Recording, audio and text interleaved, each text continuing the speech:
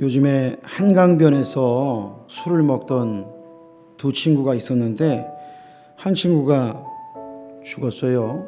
그런데 그 친구, 살아남은 친구가 행적이 이상하다 그래가지고, 그리고 죽은 이 아들의 아버지가 그 죽은 아들의 사망의 의문점들을 밝히겠다고 슬픔 가운데서도 차분하게 의문점들을 하나하나 제시하면서 지금 연일 뉴스에 오르내리고 있는 걸 보게 됩니다. 그러면서 보게 되는 것이 이 가정에 아버지가 얼마나 아들을 신뢰했는지, 그리고 또 아들과 아버지의 사이가 얼마나 좋았는지, 행복했는지 그걸 보게 돼요. 아들을 잃은 아버지의 마음이 지금 얼마나 괴로울까요? 얼마나 괴로울 줄 우리가 상상이 가지 않습니다. 오늘 말씀에 아들이신 예수님께서 아버지 하나님께 기도하시는 장면이 나와요. 아들 되신 예수님이 아버지에게 기도하는데 이 내용이요, 아들인 예수님 자신에 관한 내용이에요. 기도가.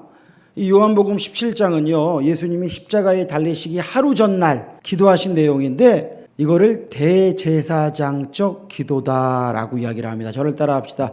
대제사장적 기도. 구약시대의 대제사장은요 이스라엘 백성들의 죄를 짊어지고 하나님 앞에 나가는 그 역할을 했어요. 그런데 지금 예수님께서 인류의 모든 죄를 짊어지시고 하나님께 가는 거예요. 하나님께 나가시는 거예요. 대제사장의 그 사명을 감당하시는 거예요. 그런데 1절부터 5절까지 오늘 말씀은 아들이신 예수님이 하나님 아버지 나를 영화롭게 하여 주옵소서 이렇게 기도하는 거예요. 우리 한번 따라할까요? 내가 받을 영광으로 하나님을 영화롭게 하라. 예수님이요 나를 영화롭게 해 주옵소서라고 이야기를 해요. 이게 무슨 얘기야? 우리 이렇게 생각할 수 있어요. 보통 우리가 하나님 영광 받아주세요 이렇게 이야기하지, 하나님 내가 영화롭게 해주세요 이렇게 얘기 잘 안 하잖아요. 그래도 어떤 사람은 예수님도 좀 이기적이시네 이렇게 말하는 사람이 있을지도 몰라요. 여러분, 한 노처녀가 있었습니다. 시집갈 때가 돼가지고 훌륭한 신랑감을 구하기 위해서 아침 저녁으로 기도하기 시작했어요. 그러다가 중보기도 학교를 이제 마치고 그 다음에 보니까 자기 기도가 지금까지 너무나 이기적이었구나, 나만을 위했구나 이렇게 생각하고선 이제는 부끄러워서 남을 위해서 기도해야 되겠다, 이웃을 위해서 더 많이 기도해야 되겠다 그러면서 결심하고 기도를 했대요. 하나님 아버지, 지금까지 나를 위한 신랑감을 위해서만 기도했습니다. 이제는 나만을 위해서 기도하지 아니하고 내 어머니를 위해서 기도하겠습니다. 우리 어머니에게 훌륭한 사위감을 허락하여 주옵소서. 그리하여 훌륭한 사위를 통해 인생의 행복을 맛보게 하여 주옵소서. 언제나 내 인생의 문제만을 위해서 기도했다는 사실에 참으로 부끄럽습니다. 이제는 내 여동생을 위해서 기도합니다. 내 여동생에게 훌륭한 형부감을 속히 허락하여 주옵소서. 그리하여 자신도 시집을 잘 갈 수 있다는 비전을 가지고 살아가게 하여 주옵소서. 여러분, 웃음만 나오죠.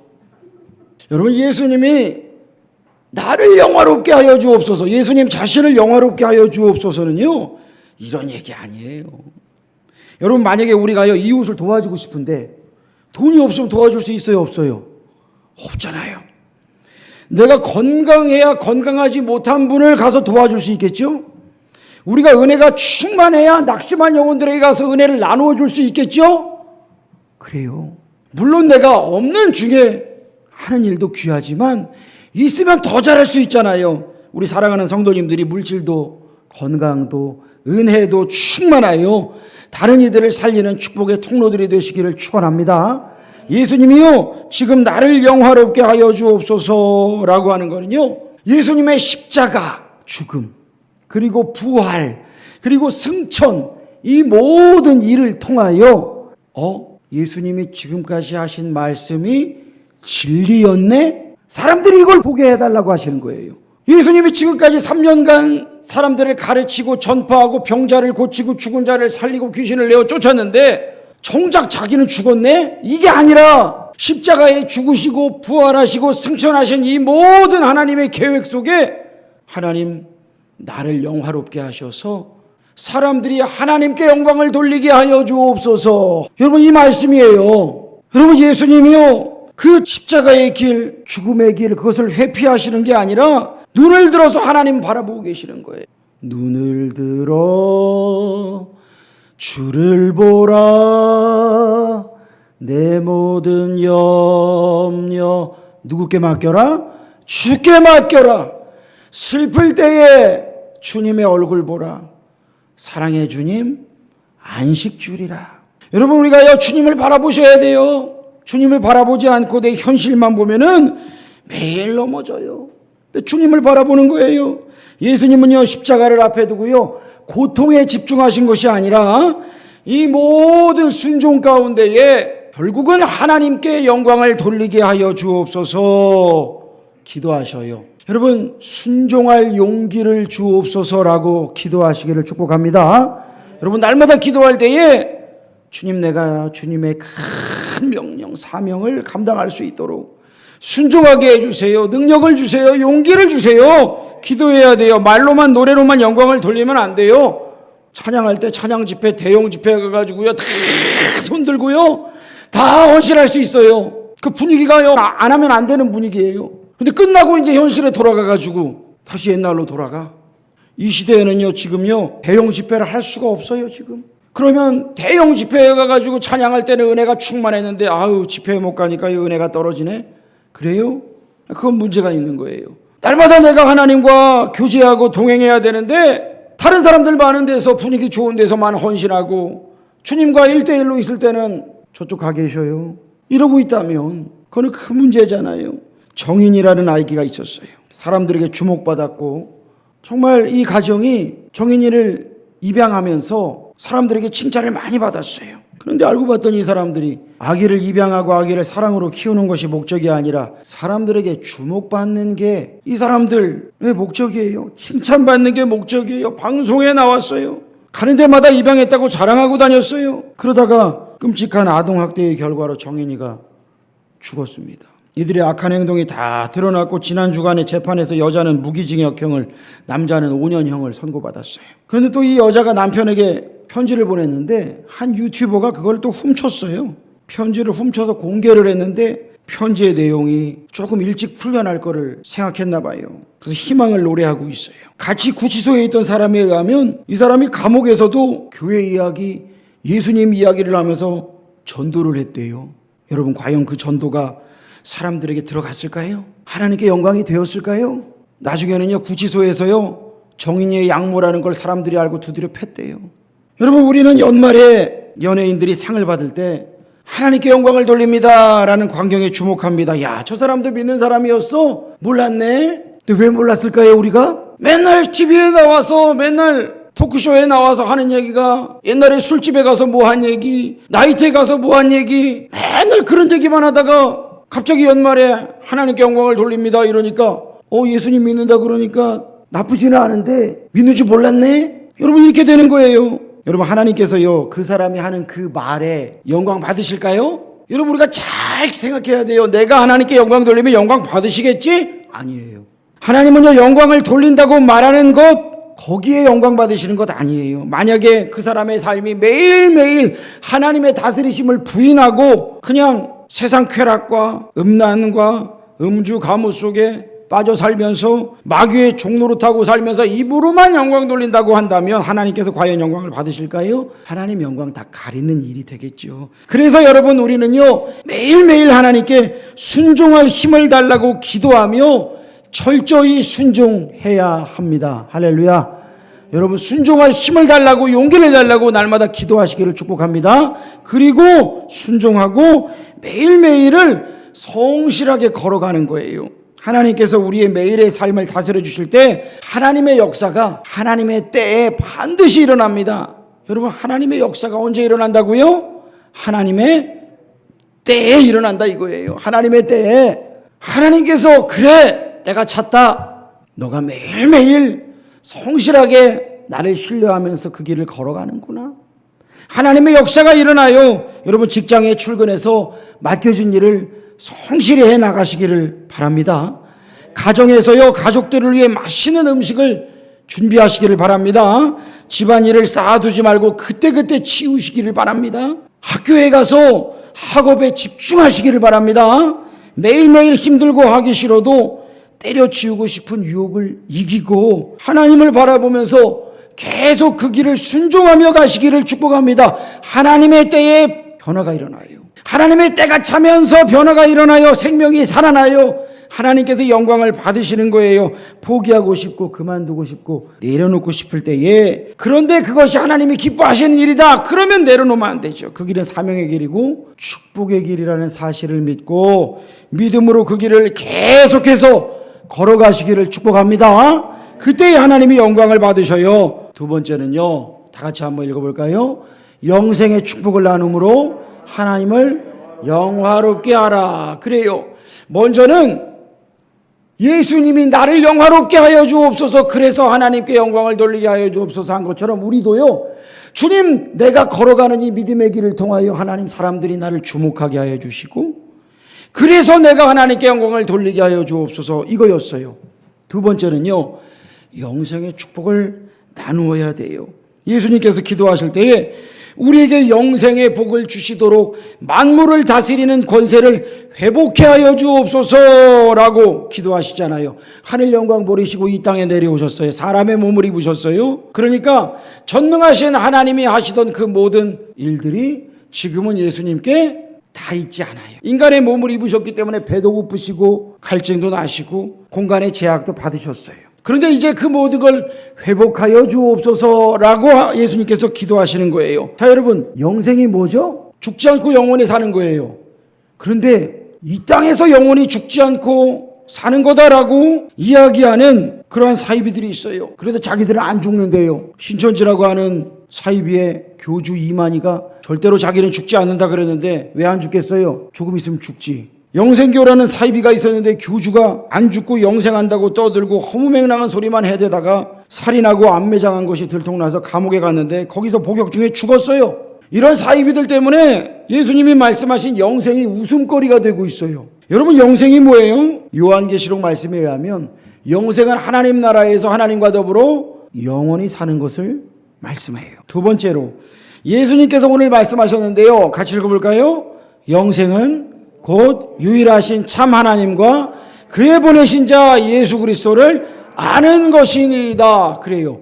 하나님과 하나님이 보내신 예수 그리스도를 아는 것이다. 여러분, 유대인들은요, 하나님만 안다 그랬어요. 우리가 하나님을 안다. 그런데 넌 누구냐 그래요. 그런데 하나님과 하나님이 보내신 메시아 예수 그리스도를 아는 것, 믿는 것, 이거예요. 영생은 이 땅에서 하나님과 그가 보내신 예수 그리스도를 알아서 풍성한 삶을 누리는 것을 말합니다. 여기서 안다는 단어는요, 단순하게 머리로 안다 이거 아니에요. 여러분, 대통령 알아요 몰라요? 알죠. 대통령을 여러분을 알아요 몰라요? 모르죠. 여러분, 우리가요, 누군가를 안다라고 말하는 거는요, 그냥 그 사람의 정보를 안다 이 정도가 많아요. 그렇죠? 연예인 누구 이야기하면 내가 좋아하는 연예인 알잖아요. 그 사람이 말이야 하면서 소소한 것도 알아요, 사람들이. 근데 그 연예인이 그 사람을 알아요? 몰라요. 여러분, 예수님을 안다라고 말하는 여기서 이 안다라고 하는 말은요, 부부가 서로를 안다. 어떻게 알아요? 결혼해서 동침해서 동거해서 서로를 안다 이거예요. 그래도 다 모르죠. 알아가야 돼요. 계속 알아가야 돼요. 성경에서 말하는 특별히 이 문장에서 예수님과 하나님을 알아간다라고 하는 걸, 아는 거라고 하는 것은 날마다 예수님과 내가 동행하면서 하나님이 어떤 분이신지 예수님이 어떤 분이신지를 알아가면서 풍성한 삶을 사는 것, 그것이 바로 영생이라고 말씀하시는 거예요. 여러분, 날마다 이 영생의 삶을 살아가시기를 축복합니다.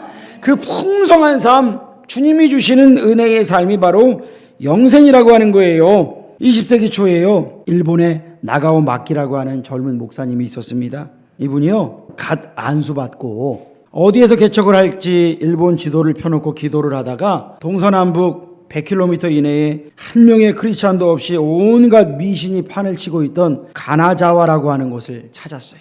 젊은 이 나가오 목사님이요, 거기로 이주를 합니다. 거기에 텐트를 치고요, 개척교회를 시작했어요. 창립 예배는요, 아내와 아내의 품에 안긴 아이, 그래서 세 식구가 예배를 드렸어요. 한 달이 지나도 두 달이 지나도 신자가 생기질 않았어요. 6개월이 지나도 사정은 마찬가지였어요. 이럴 경우에 많은 사람들이 여기는 아닌가 보다 하고 다른 곳으로 옮길 텐데, 이분은요 그 자리를 포기하지 않았어요. 자신을 그곳으로 보내신 분이 하나님이심을 믿었기에 하나님께서 그곳에서 이루실 일이 있을 것을 확신하면서 그 자리에서 무려 5년간이나 한 명의 신자도 없이 예배 때마다 부인과 아이들만을 놓고 설교를 했어요. 그러던 어느 날 저녁 예배 시간에 마침내 이 천막교회에 장막을 젖히고 첫 번째 교인이 나타났어요. 청년이었어요. 얼마나 감격이 컸을까요? 그날 밤 나가온 목사님은요 그 어느 때보다 더욱 열정적으로 설교를 하셨습니다. 예배가 끝난 뒤에 이 목사님이 청년과 함께 자기 집 식탁에서 저녁을 먹는데, 식사 도중에 청년이 갑자기 우욱하더니 입에서 피덩어리를 토해냈습니다. 폐병 환자였어요. 당시만 해도 폐결핵은요 무서운 불치의 전염병이었습니다. 일반인이 폐병 환자와 같은 식탁에서 밥을 먹는다는 것은 상상도 할 수 없었던 시절이었어요. 나가오 목사님이 마음에 갈등이 생겼습니다. 이런 괘씸한 사람이 있나? 당장 쫓아버릴까? 그런데 마음에 스치는 생각이, 이 청년은 주님께서 내게 처음으로 보내주신 사람인데, 그래서 이 나가오 목사님의 행주를 가져와서 자기 손으로 청년이 각혈한 핏덩어리를 치웠어요. 그리고 다시 상을 차립니다. 청년과 함께 저녁 식사를 계속합니다. 알고 보니까 이 청년은요 유명 정치인의 사생아였습니다. 출생이 어두웠기에 그의 삶은 어린 시절부터 밝지를 못했어요. 그러다가 이분이 우연히 복음을 접했는데, 복음 속에서 새로운 빛과 희망을 접해가지고 신학교에 입학했는데, 신학교에서 폐결핵이 발병이 됐어요. 완치되면 복학을 허가한다라는 조건으로 강제 휴학 처분을 받았어요. 다니던 교회로부터 병이 낫기 전까지는 교회 출석을 삼가해달라는 요구를 받았어요. 평소 자신과 절친하던 학우들도 교우들도 다 그를 외면했어요. 폐결핵의 공포에 떨던 1세기 전에 신학교, 교회, 교우들 어쩔 수 없었겠죠. 자기들도 걸리면 죽을 테니까. 그런데 막상 주위 사람들부터 버림받고 그의 상처가 너무나 컸습니다. 그러니요 단지 폐병 환자인 자신을 말로써나마 하나님의 자녀로 받아주는 사람, 그 사람을, 그런 크리스찬을 한 명이라도 만나보기를 원했는데 그 어디에도 그런 크리스찬이 없었어요. 아무도 없었대요. 그는 다시금 깊은 영적 어둠에 빠졌습니다. 그래서 예수도 성경도 다 거짓말이다 라고 단정을 하고, 예수님의 가르침대로 성경 말씀대로 쫓아서 사는 사람은 어디에도 없다, 더 이상 내가 살아갈 이유가 없구나, 자살을 결심합니다. 그러다가 우연히 나가오 목사님에 대한 이야기를 듣습니다. 가나자와의 나가오 목사는 한 명의 신자도 없는데 교회를 포기하지 않고 5년간이나 그 자리를 지키고 있더라. 그 사실 자체만으로도 나가오 목사님이 훌륭하다고 이분이 생각을 하고요, 거기를 찾아온 거예요. 죽기 전에 마지막으로 이 목사님을 만나보고 만약에 그분도 예수님의 가르침대로 자신을 대해주지 않는다면 그때는 내가 세상을 떠나야 되겠다, 이렇게 결심하고 찾아왔어요. 그러다가 밥 먹던 중에 이 일이 벌어졌고, 목사님이 말없이 그 피덩이를 닦아주고 같이 다시 식사를 하는데, 그리고 그 이후에 청년을 자기 집으로 오게 해서 가족처럼 극진히 보살펴 주어요. 청년이 그와 같은 나가오 목사님을 통해 다시 예수님을 만났습니다. 예수님께서는요 그의 앞에 살아계셨던 거예요. 이분이 바로 나에게 보내주신 예수님이구나. 이 청년이 그렇게 받아들였어요. 그리고 나서 주님의 은혜로 또 이 나가오 목사님의 보살핌으로 폐결핵에서 이 청년이 완치가 됩니다. 그리고 다시 신학교에 복학을 하고, 이분이 누구냐? 유명한 일본의 성자 가가와 도요히코 목사님이에요. 고베와 도쿄에서 수많은 빈민을 위해서 섬김과 봉사의 삶을 살았습니다. 당시에 변비가 빈민들에게는 가장 큰 고통 중에 하나였습니다. 먹을 것이 없어가지고 몇 끼씩 연달아 굶을 때 장에 남아있던 변이요 차돌처럼 굳어버렸대요. 이것이요 밖으로 나오지를 않고 항문에 걸려가지고 배변이 안 되는 거예요. 요즘에도 이런 환자는요 의사가 고무장갑을 끼고 손가락으로 굳어진 것을 후벼서 판대요. 그런데 도요이코 목사님 역시 변비로 고통받는 빈민들의 항문을 일일이 손가락으로 후벼주었대요. 그 중에는요, 손가락만으로는 이 항문을 뚫을 수 없는 사람이 많았대요. 그래서 이 목사님이요, 이 빈민들의 항문에 입을 갖다 대고 차돌같이 굳어있는 변을 침으로 녹여서 빨아냈대요. 여러분 상상해 가세요? 주위 사람들이요, 목사님에게 어떻게 그렇게까지 할 수 있냐고 물었을 때 이 목사님이 말씀하시기를, 저는 배운 대로 합니다. 제 선생님은 제가 토해낸 폐결핵 핏덩어리를 닦아주셨습니다. 그분이 제게 해주신 것에 비하면 이 정도는 아무것도 아닙니다. 그 후에 중국으로 건너간 도요이코 목사님이요, 중국의 빈민들을 위해서도요 똑같은 삶을 사셨어요. 장제스 총통의 부인인 쑥메이린 여사가 크리스천이었는데 도요이코 목사님의 이야기를 듣고 크게 감동한 그녀가 도요이코 목사님을 모셔다가 개인적으로 성경 공부를 받기도 하고, 부인을 통해서 이 목사님을 알게 된 장제스 총통 역시 목사님에 대한 깊은 감사와 존경의 마음을 지니게 되었습니다. 1945년에 마침내 일본이 패망을 합니다. 일본군과 일본 민간인이 중국에서 철수를 하게 되었어요. 이때에 중국 땅에 있던 일본 민간인의 수가 200만 명에 달했답니다. 2차 대전 중에 일본이 점령하였던 다른 여러 나라에서는 현지인들이 철수하는 일본인들에게 테러를 가했습니다. 그럴 수밖에 없어요. 그동안 그들에게 당한 아픔과 상처가 얼마나 컸겠어요. 사하인에 있던 일본 사람들은요, 소련군의 함포 사격과 공습으로 떼죽음을 당했습니다. 오랜 세월 동안 그들에게 당한 한이 있으니까 보복을 한 거예요.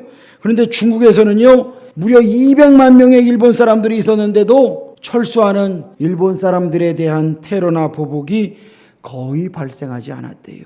바로 일본 천황의 무조건 항복과 동시에 이 장제스 총통이 중국 거주 일본인들을 위해 내린 포고령이 있었어요. 일본인에게 위해를 가하거나 물자를 약탈하는 자는 극형에 처한다.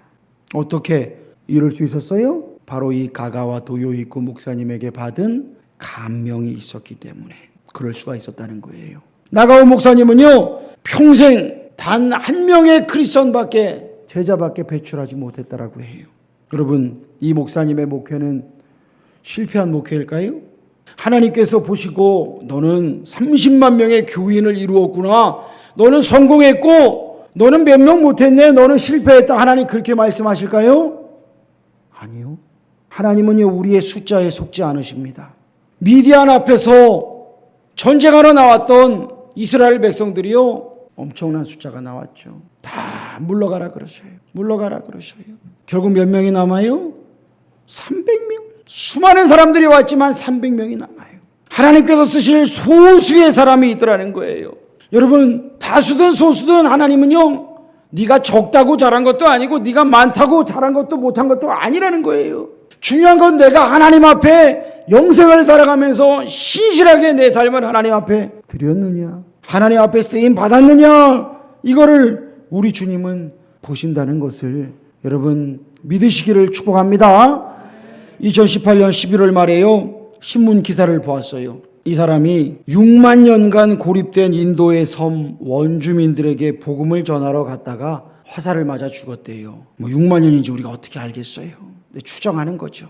인도 벵골만에 안다만 니코바르 제도에 속한 센티넬이라고 하는 종족이 사는 이 섬이 있어요. 센티넬 섬이라 그러는데 이 사람들은 지금도 인류 문명을 거부하고 살고 있습니다. 추정하기로는 한 400여 명 정도가 살고 있는데 부족 생활을 하는데 이 사람들 근처로 누가 다가가면 화살을 쏘고 죽어요. 몇 년 전에는 인도 어부 2명이 표류를 해갖고 떠내려갔는데 잔인하게 살해를 당했어요. 누구든 오면은 죽여요. 인도 정부가 헬리콥터를 타고 가서 쓰나미가 온 다음에 그들을 살펴보려고 갔더니 화살을 쏘고 돌을 던져갖고 철수한 적도 있어요. 그래서 인도 정부에서는 이 섬은 아예 3마일 이내 내에 접근 금지령을 내렸어요. 그런데 이 차우라고 하는 사람이 현지 낚시꾼 5명을 고용해서 섬 근처로 가서 카누를 타고 섬으로 다가갑니다. 부족민들이 화살을 쏘며 공격을 했어요. 여러분, 이 사람이요, 왜 여기를 갔을까요? 이 사람 자료를 한번 찾아봤어요. 그런 생각할 수 있잖아요. 무모한 사람들, 왜 사진 찍기 좋아하는 사람들, 요즘에 많으니까. 근데 이 사람은요, 단순하게 그것 때문에 간 사람이 아니었어요. 이 사람은 이 땅에 복음이 전파되지 않은 섬이 어디 있는가, 종족이 어디 있는가를 찾다가 이들을 찾았대요. 그래서 오랜 기간 선교 훈련을 받았습니다. 그리고 혹여나 이들에게 전해질지 모르는 전염병 있을까봐 13가지의 주사를 맞았어요. 그리고 오랜 기간 선교를 준비를 합니다. 그리고 이 섬에 들어가요.